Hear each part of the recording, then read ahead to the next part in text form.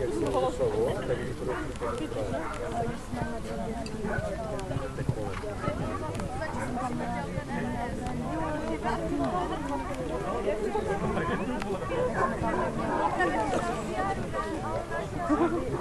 máš uchem?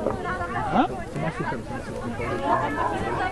Zánět jsem chytl, bolí mě jak čert, jsem dostal tabletky a prášky. No,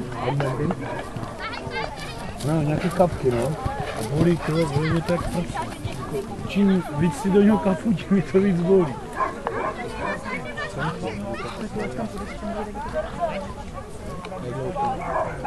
Já tomu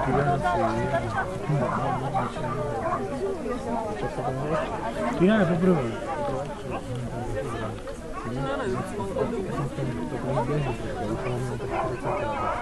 Tu máš tu plastiku, ne? Málo té doby mám. Jo? To jsem tady měl.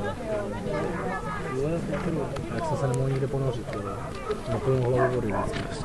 Když se ponořil, pak jsem 2 litry vody. Přičel za mi kapla a já jsem myslel, že mi to někdy tam proteče někde do hlavy a teď ji zůstane někde vyset normálně v tom uchu. A já to co je? Tak to tam steč, ne? To úplně také masky. Prášky mám pežňácké. 3 měsíce. Ale to mám